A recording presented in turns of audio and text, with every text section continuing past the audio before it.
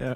You know, one thing that scares me, the fact that there's a delay to it whenever I hit stream, and you just have to like, you're just praying and hoping that it works. Yeah. But yeah, okay, yeah, we should be live now. But yeah, it's certainly been quite a while since we last did our last episode, which is like, oh wow, even I was a month ago now. Yeah. Or no, 3 weeks ago. Been My a bad. while. Nah, it was almost been a month, but yeah. Yeah, but how Yeah. you been? Did you enjoy your Easter week? I don't know if you Yeah. guys No, celebrate been Easter very over well. there. Yeah, we do. Yeah, no, it was good. Good.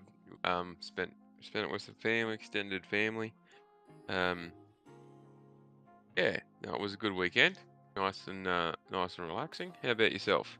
Yeah, mine was pretty good. Spent it with the family, Uh, family cooked out, so always fun. Yeah, excellent. Have you had a chance to play any of the new games that have been coming out, like that new remake of Elder Scrolls? Is it Oblivion? Oblivion. Yeah, no, I Yeah. haven't managed to get to that. I Or admittedly, and while we were over Easter and we had our Anzac Day long weekend this weekend just going now. Um, I've hardly been able to touch a controller for the last couple of weeks actually, because it's very busy with work leading into Easter, and then with the traveling and whatnot to see the family. Um, yeah, I didn't get a chance to get near a TV, so I I've hardly touched a controller for a couple of weeks. I got a little bit in the last couple of days, but yeah, I haven't had a chance to play any. Haven't played Oblivion. Haven't played that that new Expedition 33 game. the new Expedition 33. I haven't played anything really, Yeah. which is Honestly, unfortunate. I mean, I would play the games, but I've kind of been sucked into one game recently, and Yeah, it's kind of funny. Like, you have all these new games coming out with all the high price games, or high prices, at like 60, 70. But then like Hmm. you kind of just go down to like the free to play stuff. Because so Yeah, the game I've been playing a lot of recently is VR Chat.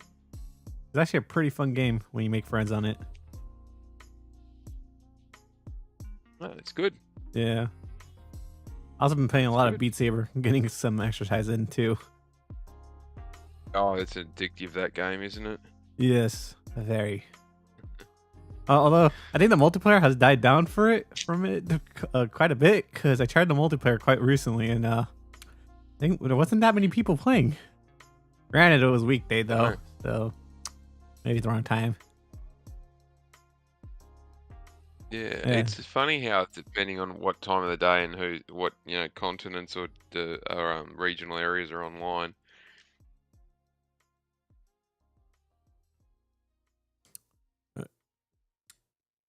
Mm. Yeah.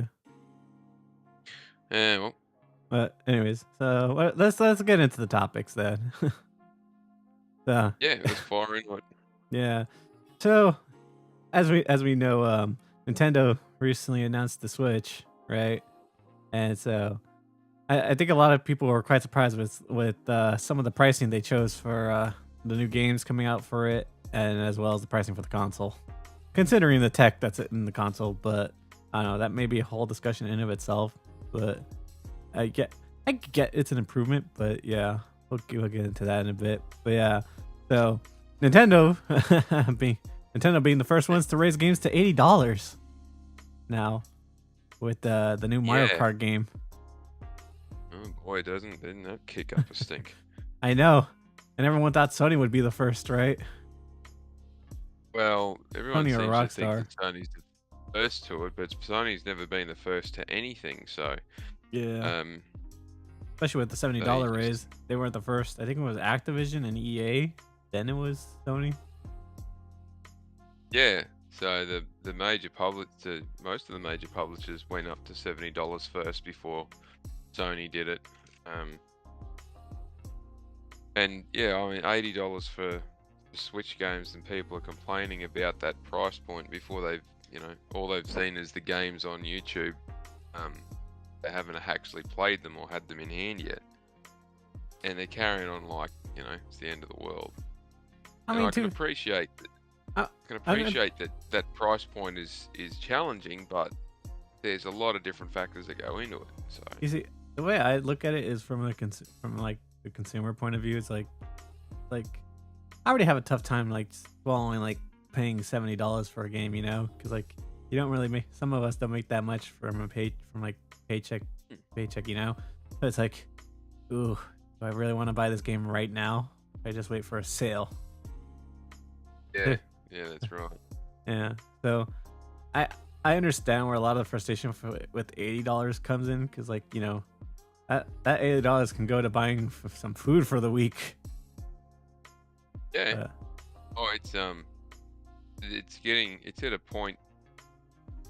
I think you've touched on it very well. There is at a point now where it's a choice between one thing or something else, or the games, or gaming as a hobby. It's not it's cheap enough to just be and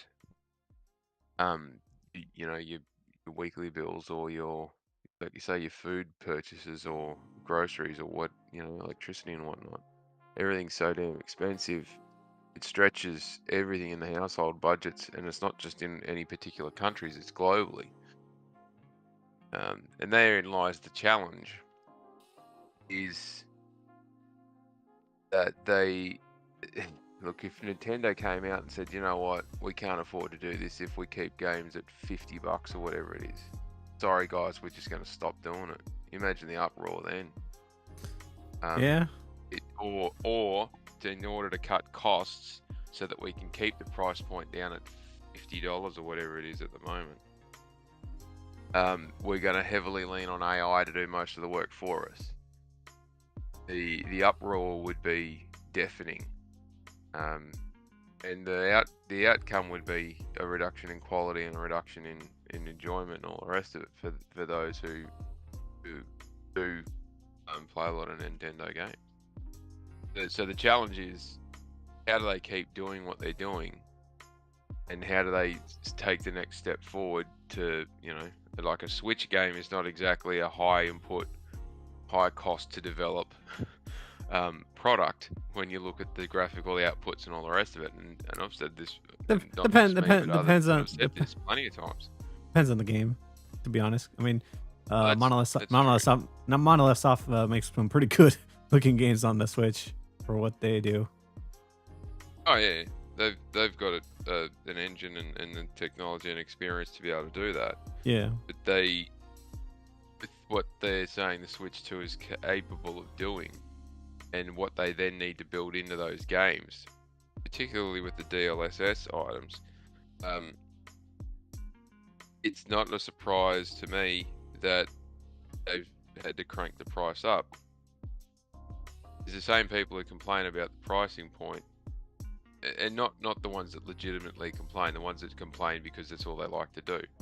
Yeah. The ones that complain about the pricing point, they don't step back and consider, well, what needs to be done, what goes into a modern game versus a game for technology that's now 15 years old. All the increases and adjustments, there's a lot of additional work that's going to have to go into some of these games. Mario Kart, everyone goes, oh, it's just Mario Kart. So, well, Mario Kart 8 was an uplift from the Wii U game that they built. So that was never going to be an expensive item to do for the Switch, because they already chewed the losses on the Wii U.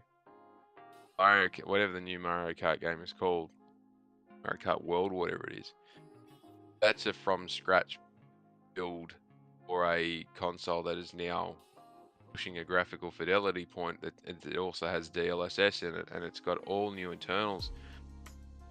A lot of people sit back and go, oh, the Switch 2 is just an update. Like, it might look like just an update, but the internals of it are so different to what the original Switch was. Yeah. I suspect the reason why they're charging for the upgrades for a Switch game and a Switch 2, and that they're not putting those upgrades out on the actual chip, is because of how different they are. And it's those sort of technical pieces that are lost on people. Now, I'm not sitting here advocating that games should get more and more expensive, But the flip side to this is if they don't charge more for it, you're either going to get lesser quality, less selection, or they're going to start shutting down studios. You see, And everybody cracks it when they start shutting down studios. I understand that side or point of view, because like I know from like how the gaming industry is right now that like not a lot of like these huge budgeted games would be able to afford like taking a loss, but like at the same time they don't have to stick to the high budget games. They could just make smaller games, you know, like Nintendo used was always like known for like their games weren't that high budgeted as like you know like they're relatively Yeah. smaller games.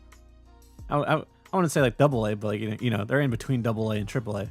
I would say like why not just stick to that area? That way these games don't have to be as expensive as they are becoming.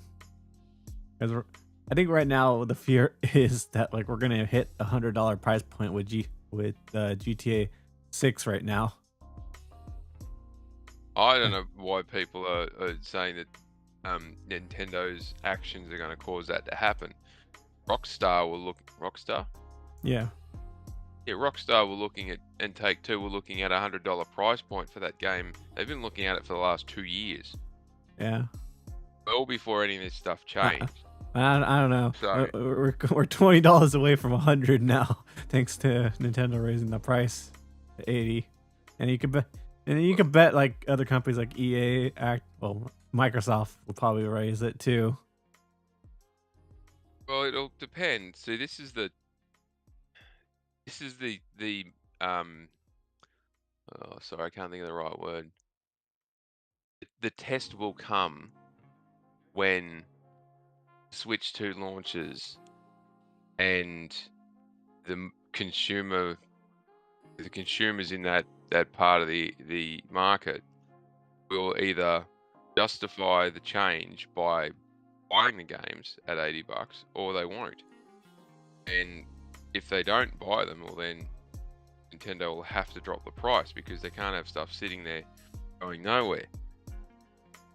I think what we'll find is that most people are going from $70 to $80 who are, consumers of new games on day one or first month, launch months and all that sort of stuff. Yeah, it's a pain in the ass, but they'll find the $10. What will hurt more, or who will feel it more, are those that have only bought a couple of Switch games, possibly only bought a couple of Switch games ever for the original Switch, and don't buy games a lot. They will feel the jump because it's not $10; it's $20 or $30 depending on what you're getting. And if it's a first party game, they will feel the pinch. But then again, the main demographic that plays the Switch, they don't pay their own bills. The 100 and however many million Switches it was that have been sold, more than 60-something%, nearly 2/3 of them, the players, or it's either bought for or bought by, or played by individuals who are 18 years or under. So it's a unique circumstance where Nintendo's founder, or is attempting to have a crack at collecting from those who just don't really have any in-depth knowledge on what the pricing inputs and what the broader pricing points are across the industry, which is a really interesting move from a business that's usually pretty bang on with their estimations of what people will tolerate. But as I say, it's if $80 is the norm for Gen 10, in at the back end of this decade when PlayStation gets their next one out, if they're going to go up to $80 by then,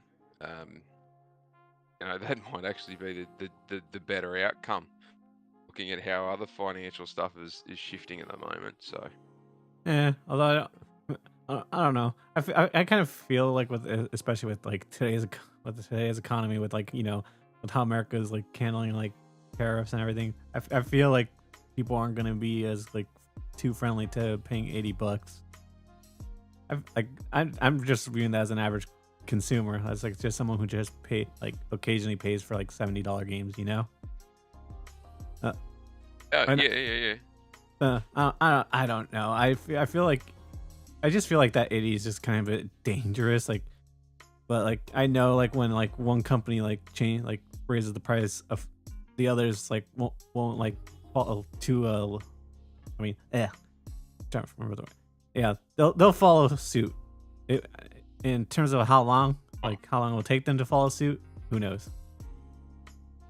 So, Yeah, I have no doubt that they will. But again, it's the first one to jump is the one that's taking the risk. yeah, And yeah. we'll see if the broader market decides to accept it or what they do. But again, like they know what they're risking by doing it, because it's not, as I said, it's not well. They're going from, was it $50 to $80 games for brand new flagship games. But that's just in the US. Yeah. When you flush it out to Australia, for example, we're going from 80 to 125. We're going up by more than 50%. Yeah, And there's other countries that are going harder than that. So I had this conversation with a Canadian friend of mine. The prices they pay for games is more expensive than what we pay. And the physical side, that again, the challenge there is a unique one for Nintendo, because they use the cartridges still. The cost of producing those things now is almost 4 times as much as what the original ones were. So that's what I was kind of originally pissed about when they announced the whole Switch stuff. You see, when they announced it, I was very upset at the fact that those cartridges didn't even have the full game. They were just digital keys to give you the code for the game. So I might as well might as well have no reason to even buy the cartridges at this point. Well, that's a fair perspective. I don't see any sense in putting digital keys on a cartridge other than you're circumventing the DRM issue. Yeah. But it's practically the same. It's practically the same thing that Bethesda pulled when they were selling Fallout 76 as a physical copy. Yeah, I'm not sure. I've seen a few different reports where it's only certain games that are doing it because they can't fit the whole thing on the cartridge, and there's other games where they have got the whole thing on the cartridge, and there's no need to download anything.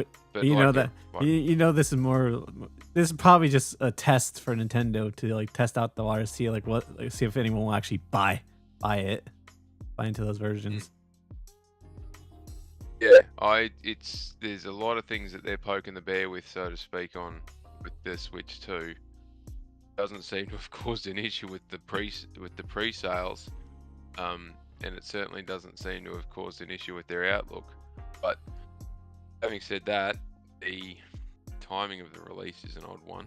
We'll see how it goes. So I was so shocked that they decided to announce it like during this tariff stuff. I don't think that they could have chosen to announce it at a worse time. Who knows? You could leave it for 2 weeks and there'll be something else going on. So you're probably right. Yeah, but bringing that up, yeah. So they also recently announced that they were pushing back the release date of the Switch 2, which led people to speculate that they may increase the price too of the Switch 2 because of the delays. And also the current tariffs being put in place. I don't know if they've been put in place yet, but I think it was. I don't know. I haven't been following that whole news yet, but yeah. As far as I know, they were announced. So, So I don't know if they'll actually raise the price even more than the Switch 2, but I wouldn't put it past them, considering again, our economy is in a weird place. Yeah. So I find I shouldn't find it as I'll say that I find it amusing, but it's not amusing in I think it's funny that others are suffering. No, yeah, It's of not in course. that respect. I find it amusing or interesting from um an analytical perspective that the country that copped the highest tariff announcement was the first one to go and say, "Hey, let's discuss this." A day later or 2 days later, it's, "Yeah, we're going to look at having zero tariffs." And then Nintendo go, "We're just going to shift all our manufacturing down to Vietnam, and we'll just do it from there." And then in the matter of days, it's gone from, "Here's the price. Oh crap, the price is copping a massive tariff. I was getting an even bigger tariff unless we shift it. Let's shift it. Oh look, there might be no tariff at all." And no one's got a clue what who's copying what and where it needs to be done. Yeah. The thing that I find amusing about that is it's not Nintendo that pays the tariff. It's whoever's importing it. And then if Nintendo wanted to get away from this as an issue, they would just set the MRP or the RRP, MSRP or whatever they call it. They would just set it and say, "We're just going to sell it X being out of country, and whoever's bringing it into the US to sell it as the retailer is the one paying the tariff." And they could quite easily have just washed their hands of the whole problem. So no, this is how it's working.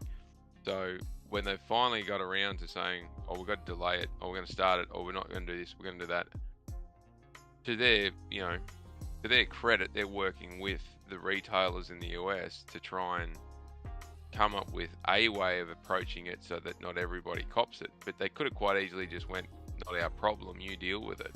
Yeah. It's a major part of their selling markets, but it's not the only part of their selling markets.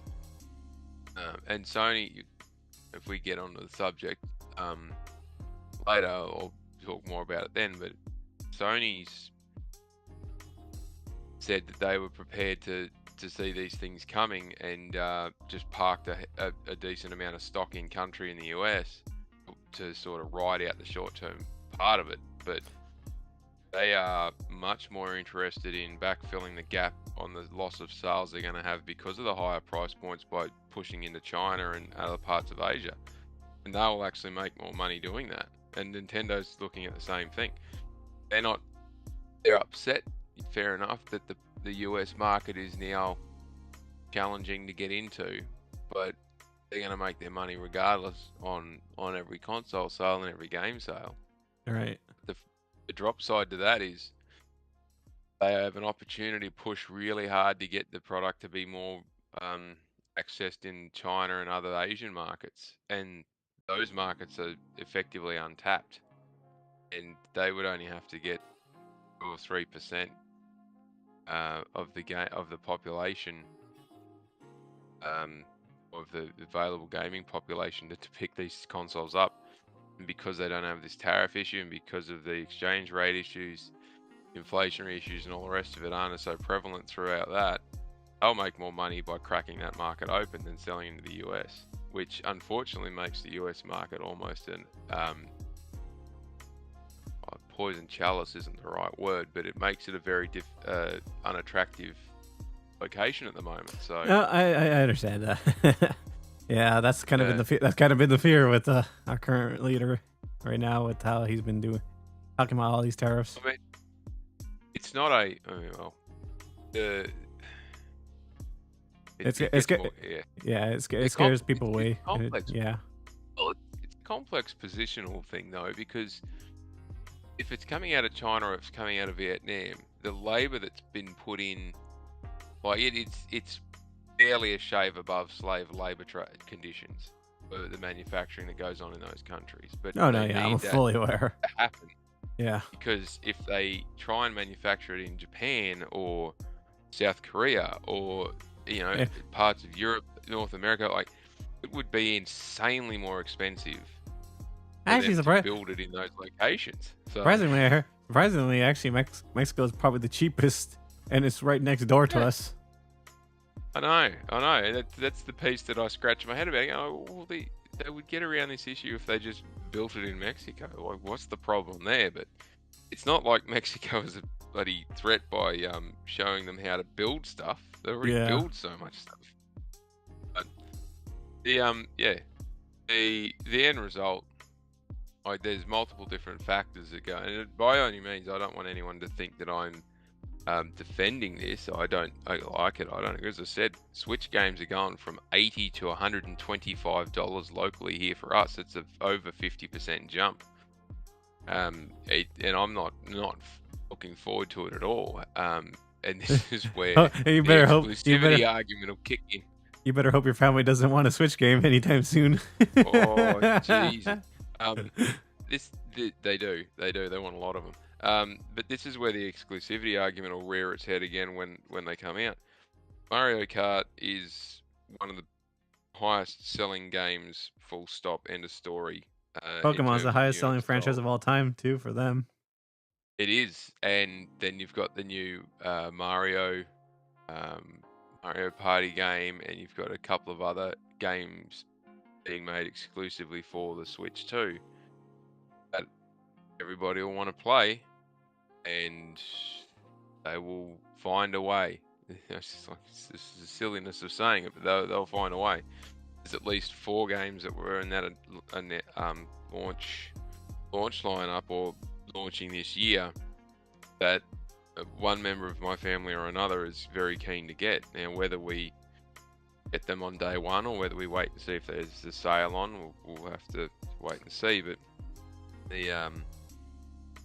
in the absence of a very strong second-hand market for Nintendo games, and the issue there is second-hand Nintendo games are usually only $10 cheaper than the brand new one, unless there's some major pushback at launch about these things, and the way that pre-sales are going, it doesn't look like there is. It's not good. It's gonna hurt, and hurt pretty bad. It'll be a downturn of their sales units. So the trade-off there is that they got to hope that they can actually sell enough to make the price point justifiable, and I really hope that they don't. You know, I don't want to see companies fail. I just would really like for someone to you know what's kind of funny? Wear it. When I saw them announce the price point of the Switch being almost was it 450? They went 450, right? Yeah, 450. Yeah. Well, at least 450 for us in the US. Let me be clear. Yeah. And when I saw people see that number, I just saw a lot of people just reacting on Twitter, being like, having flashbacks to the PS3 announcement for that price. Oh yeah, your second job. Yeah. I was thinking. Yeah. I was just gonna say, I was just thinking, like, man, how funny is it that now we're kind of back to that point now? Yeah. It seems like a never-ending conversation every time a new console launches, and they go, "Oh, is it really worth that much? That's ridiculous. It should be $299." And they came out and said it was $299. Oh, this thing's crap because it's full of technology that's old. It's that's kind of how I felt when they announced the Switch. Considering, it's when you compare it to Sony, it's like it's only about as powerful as a PS, like more powerful than a PS4, but not as powerful as a PS4 Pro. Yeah, it's in that sort of in the middle there. Well, that's what I was thinking. Like, damn, 450 for this? Damn, that's what I was just thinking. Like, that's a bit too much for me. Yeah. It's, you don't want to and analyze it. It's a when it's docked, it's got this. When it's handheld, it's got that. It's like, well, how many other products in the marketplace can you either dock it to a TV and have it change its specs in terms of its graphical output, and its performance versus? I could think of one good device that's pretty solid that you can dock to a TV. Steam Deck, cough. Well, yeah, but that highlights the point of it's a very scarce,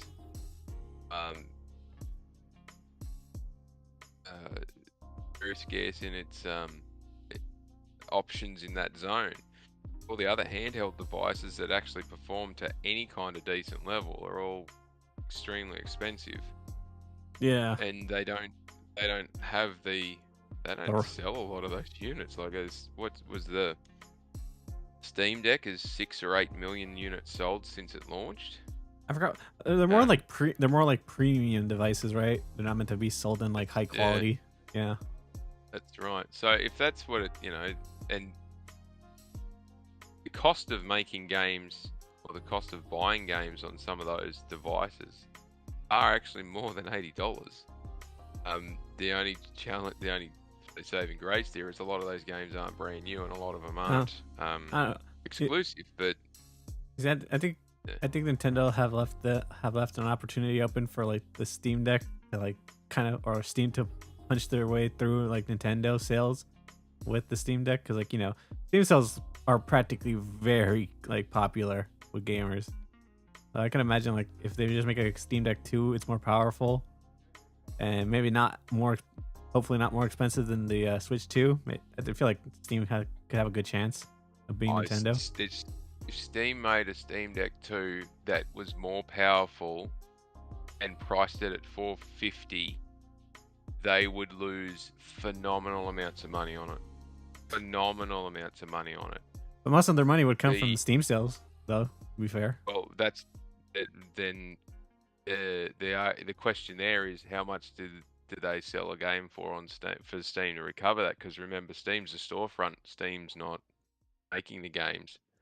Yeah. So they're only taking 30% of a game sale to recover. If they made so for argument's sake, they make a Steam Deck 2, which has got all machine learning in it, and it can pump out 1440p on screen, and it runs at ridiculously good performance. They would have to sell it somewhere near $1,000, $1,200 to make it worthwhile doing, to get any real percentages to make the justification of doing it in current terms. And then that would be subject to tariffs if they try to build in China or Vietnam. Or they could build it in the US and it would cost them phenomenally or more. So Mexico would be the sensible spot to do it, or somewhere out of Eastern Europe. Right. But if you're saying that they've got to chew a 65 to 70% loss on the sale, to sell it at $450, they would have to do a stupid amount of game sales to recover that gap, just to cover that difference on the hardware to get to break even at 30% of a game sale. And most games on Steam don't sell for $60, $70, or $80. Most games on Steam are selling at $25, $30, $35. So they would be clawing their way to a freaking disaster if they chose to try and do that without having something at a higher price point to be able to recover it on. But that's why they don't have the Steam Deck priced at a massive loss position to then try and claw it on the software. You would be better off to do it at like they're currently doing, a premium price point, and then the people only got to put the money in at the front. True. Buy the product, and then everything that you're putting in there. So this is what they could have done with the Switch too. They could have gone, well, we're not going at $450, we're going at $550, and games are still $70. And then everyone who's in the in our position of keeping we understand and keeping on all of it, they go, oh, Nintendo's up to $70. Thank Christ they haven't gone higher. And every average Joe who buys a couple of Switch games a year goes, crap, they've gone up $20. Oh, well, we'll figure out how to make it work. That was a more sensible option that I would have suspected they went with. The problem would have been justifying the $550 price point, because it would have made it more expensive than a PS5 Slim. Almost definitely it would have. Yeah. And then you're like, well, okay, expect comparisons. It's not even close to a PS5 Slim. Sony would have been hoping they did that. They could have just come out and said, hey, look, we'll do this. But they didn't, and Sony decided that they had to do a price increase in other areas. So they sort of helped out Nintendo by pointing out that well, actually the Switch is cheaper than a PS5. So anyway, as I said, it's not something that I'm sitting here trying to defend and say is right, wrong, or indifferent. I can see multiple reasons why they chose to do that. I don't know if it's the best options, but the only way of knowing is when it launches and we see the numbers. Okay, this is just me speculating, but like you know how there's been rumor that Sony's working on a portable console now, right? Yeah. Imagine if Sony just came in with their new portable and just like lowered it compared to the Switch 2. Imagine how I would imagine that would be pretty popular if they would do that, if it does exist in the first place. So imagine how funny it would be like if Sony could outsell the Nintendo Switch, like what the Vita failed to do, even though that thing was so popular. Well, every time Sony's done a handheld has been a commercial failure for Sony. Yeah. Which it speaks volumes to their inability to actually capture an opportunity in a market stone. But every time Sony's done one, Nintendo's had a handheld option that has just belted the pants off them. And it's always been a technically inferior product. And again, it's just one of those weird things. People who have Nintendos, they all pay stupid amounts of money for the games because that's just how it is. It's never really been any different. Yeah. And Nintendo, others have, others like Sony specifically have tried in the handheld market, and they just never seem to be able to throw the support behind it, because the risk would be, and this should have been glaringly evident given the last couple of years that Sony's been attempting a new area with its software. The risk would be if Sony was splitting its funding across a baseline, a pro development of the next gen, and then having a crack at not a peripheral handheld but a full standalone handheld for gaming on the go, Beta 2 or whatever we want to call it, that they're stretching their first party way too far as it is right now to be able to keep up with just their baseline, their main consoles. They have not supported VR2 first party at all, and people will argue that point by say making two games is not supporting it. They have not supported their handhelds well in the past, and they have had a catastrophically bad time with trying to do gas games or live service games. Yeah. And the amount of shit that they copped internally and externally by not being able to get live service games up and running, and the impacts that it's had. There's been positive impacts, but the impacts that it's had on their pipeline of delivery, I would be very surprised if they ever even bothered to support a handheld with first-party studios, because none of the first-party studios really want to deviate away from what they're doing.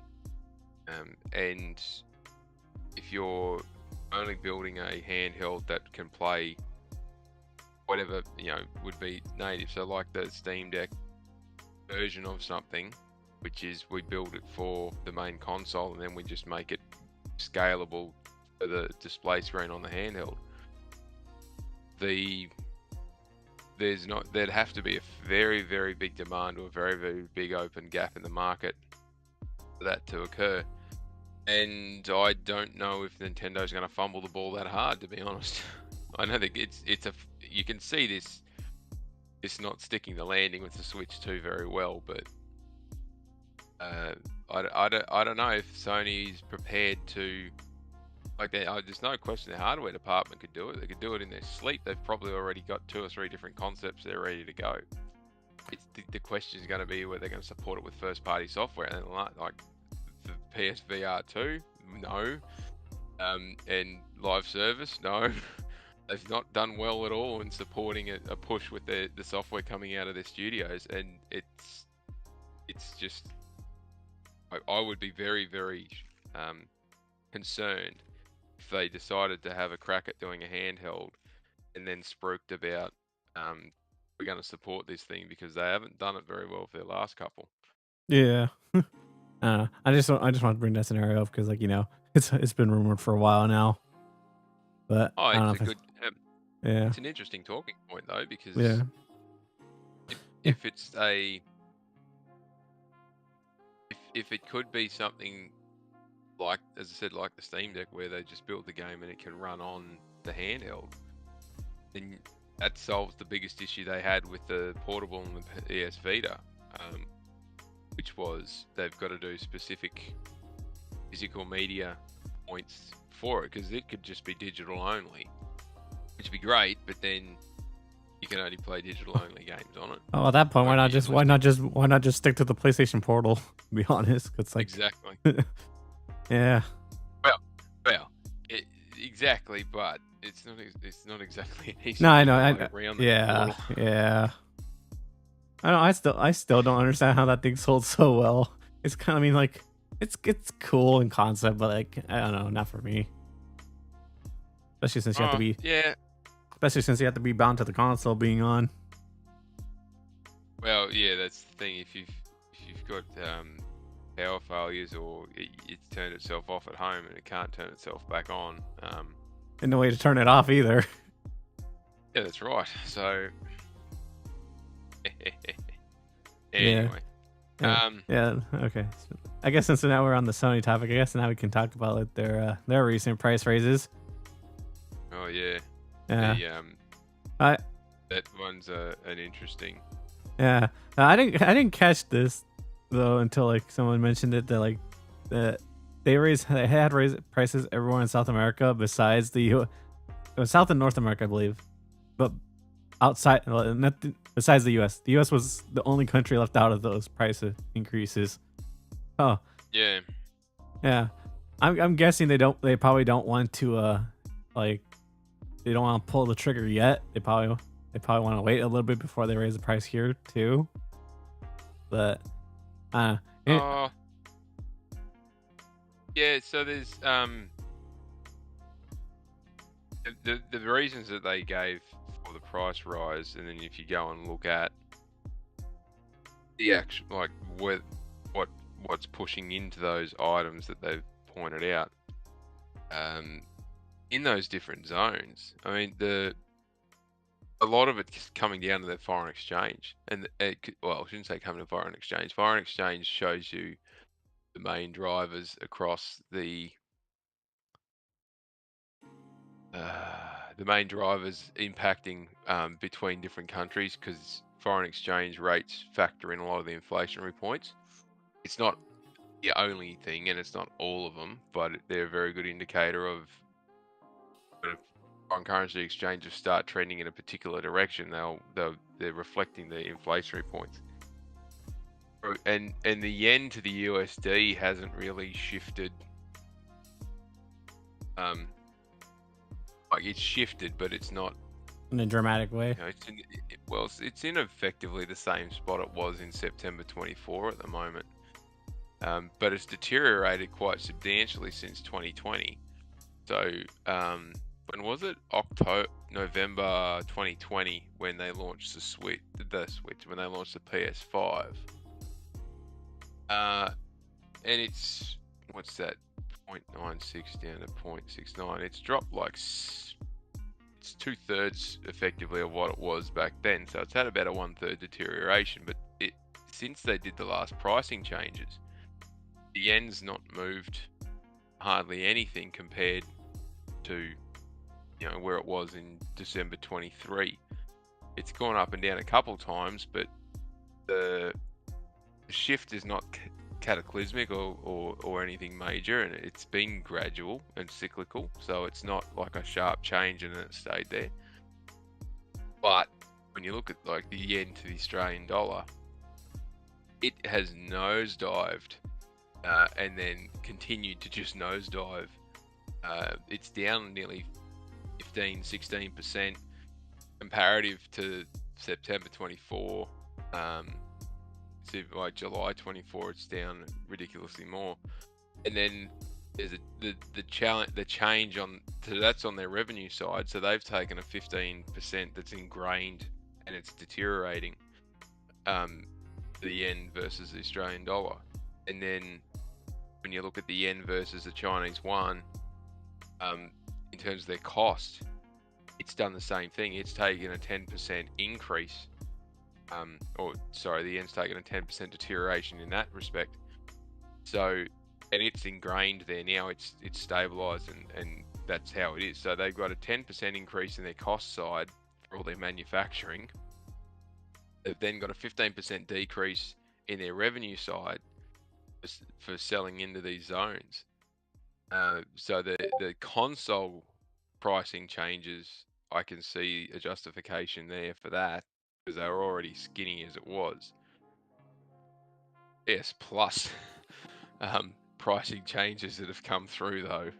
I'm scratching my head about those a little bit, because they don't have a physical cost to deal with, but they still applied the same percentage change.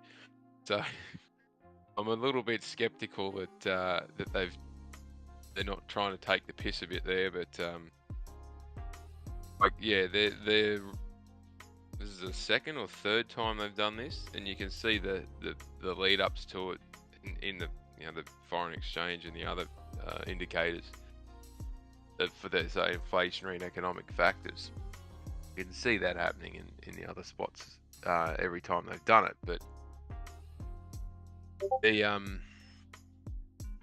it still sucks, because I don't know. It's not like it's trending in any different direction, and if we're going to be copping price rises every friggin' time this thing has a 6 to 12 month review. It's just it's frustrating. Is probably a nice way of saying it. Yeah, definitely with you there. I think when you said like the third time, like you mean in terms of this generation, right, where they've increased prices? Yeah. Yeah. Well, it's the third time in Australia that we've had a pricing increase since they launched it. Yeah. Yeah, and it's still weird to me that this is the first generation where they actually increase the price of the consoles instead of decreasing like usual. Yeah, it's such great times we live in, right? It is a strange one because of the different cyclical, like the global economical factors are going in a totally different direction than what they were the last two console generations. And from 2000 2008, the global economy was extremely strong, but it wasn't growing in any real speed. Whereas then the crash in 08, and it stayed flat. Like, it crashed really hard, and then it stayed flat for 10 years, and then it just started to get going, and then we ended up locked up for nearly 2 years. Yeah. And then inflation just erupted, and everything's gone nuts. So most of the people that lead these businesses now they weren't around for the 87 oil crash. They never studied the 86 Chernobyl incidents that had massive impacts on Europe and Asia and all that sort of stuff. The people who were leading businesses back then, when these things were massive fluctuations up and down, they're not around anymore. People leading businesses now have been, they're lucky if they've had 20 years worth of experience in leading these multinational businesses, and they've only ever known stability, and if something goes wrong, it goes wrong in one direction really quickly, but it's usually down. This whole notion of dealing with massive inflation, which has not happened since the 87 to 91 globally. I wouldn't know, because I was born in that era. But that's the thing. most people have never been around for that stuff. Like Yeah, in yeah. 1991, 92, Australia had interest rates that were in the high teens. Really? Okay, Now I had no idea about we're at that. 4.5. We're at 4.5% now, and people are screaming about interest rates being too high. Same here in It's America. it's People are complaining about the interest rates here too. yeah. But if like the domestic versus global economic impacts, so are always an interesting. I find them a very interesting topic, but the continuation of inflation getting out of hand, well, not out of hand, but inflation continuing an upward pressure point on it, because it's not so gradual. It's happening really quickly. They get around that. They can't get around the financial impacts to the organisations, and survival and stability is the number one key thing for them. So I don't like it at all. However, I can see the business reasons as to why they've done it. It just reassessing every year the pricing point of these bloody consoles, and all like we've gone up 3 times, we've come down once, and Sounds we're about right. still we're the PS5 Slim is at the same price point now for a new one as to when I bought the original. That's for digital only. When I bought the original PS5 with a disc drive on it. That's I the one want a I got. PS5 Pro. I want Yeah. a PS5 Pro. In Australia, I got to pay like $1,250, Yeesh. and it's phenomenally expensive. So when I'm looking at that, going, do I get a PS5 Pro, or because that's like Or do I pay my 2 bills months? and taxes with that money? Yeah, pay your bills, or are we? And to get the best, and this is a silly thing about it, if you want to get the best out of a top end console, you've got to have a TV that can deliver it.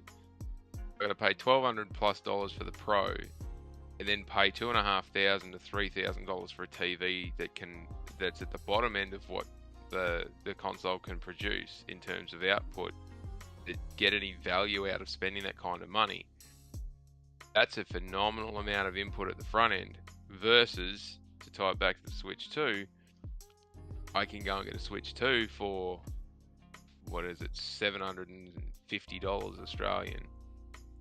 Pay the $80 for for the launch games for a couple of games, and hook it into the TV I've already got, and I don't have to spend the $3,000 on a new TV and $400 different gap to a PS5 Pro.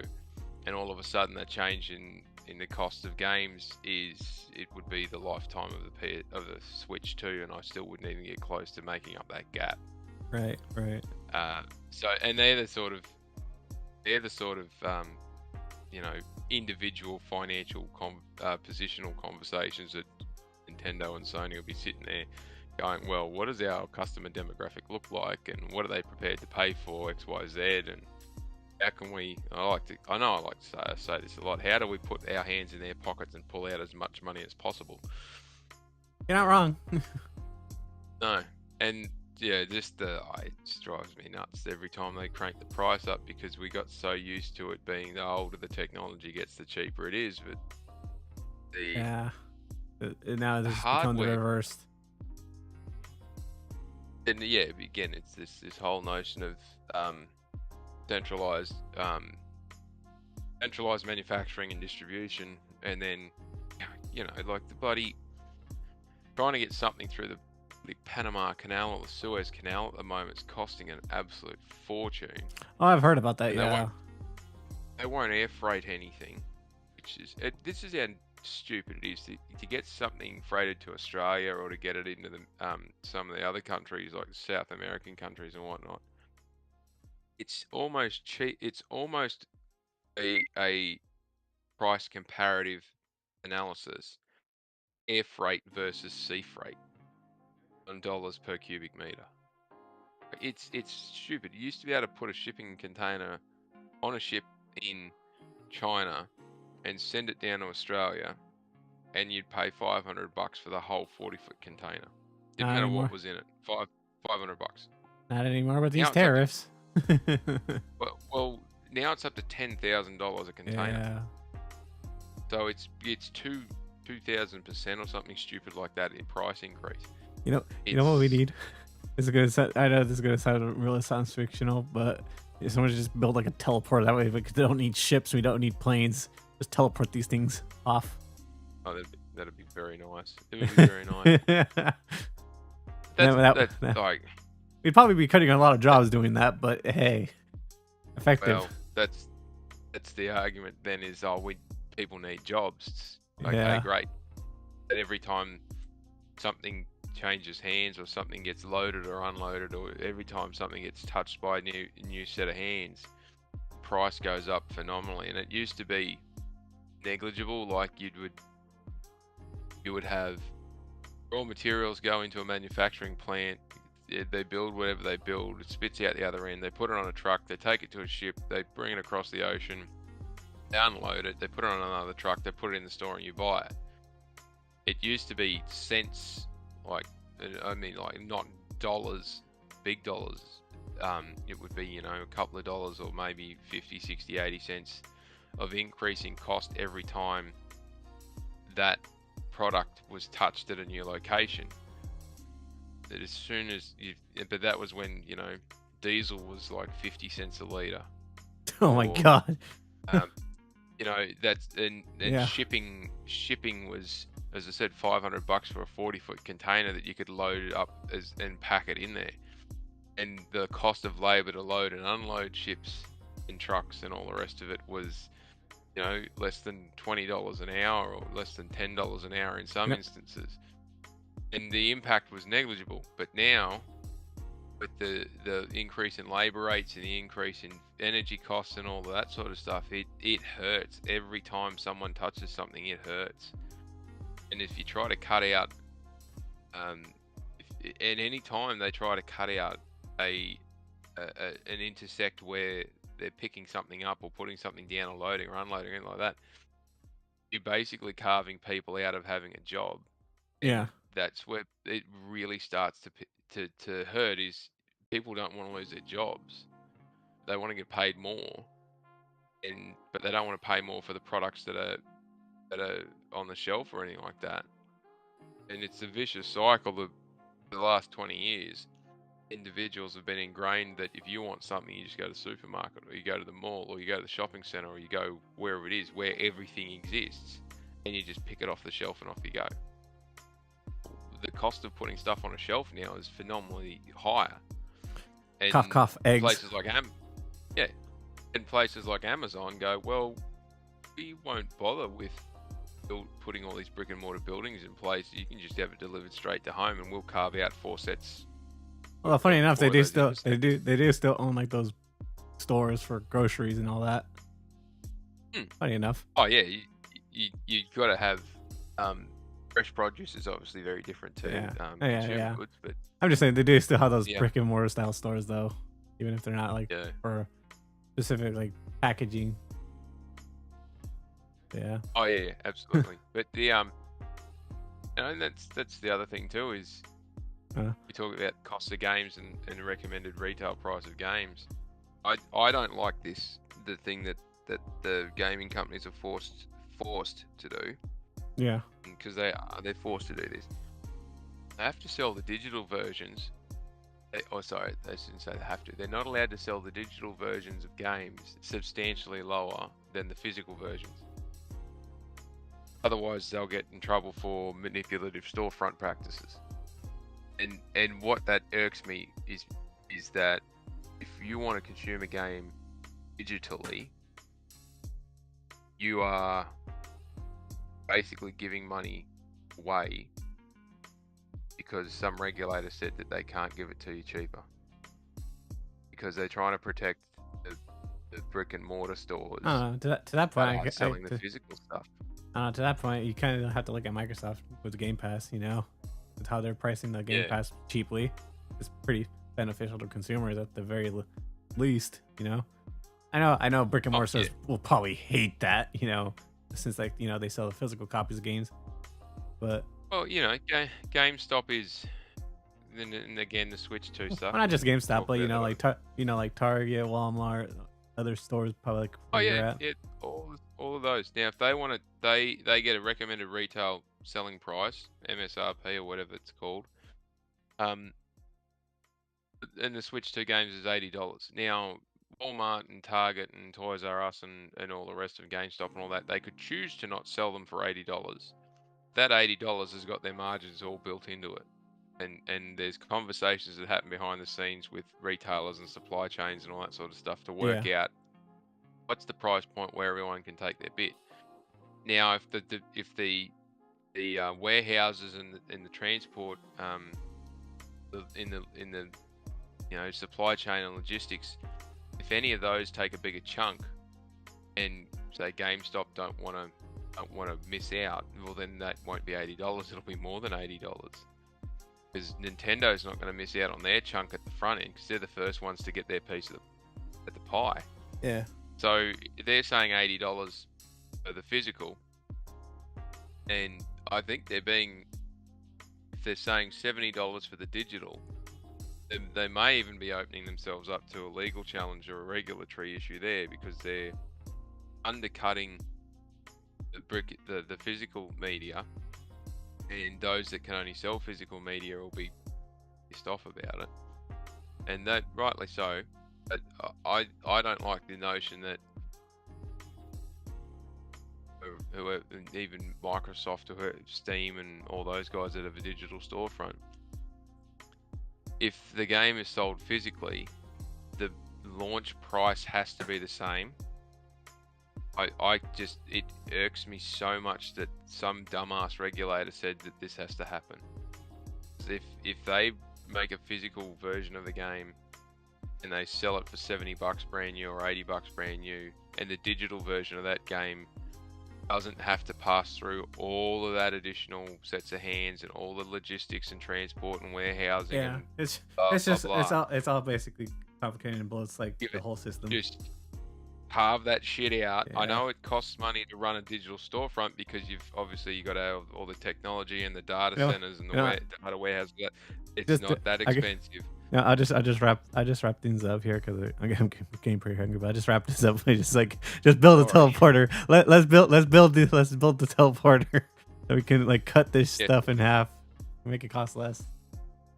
Yeah, just I want to go to a vending machine and I want this game and I want this thing and I want it now, and punch the numbers in and bang, there it is, and it's ready to go. Yep. All right. That'd be nice. And don't charge me $80 for it. Yep. Let's pay 50, please. Yes, happy with that. Figure out how to make it work. Tell your All managers to work to their budget. All right. That has been another fun episode. Hope you guys enjoy your weekend and peace.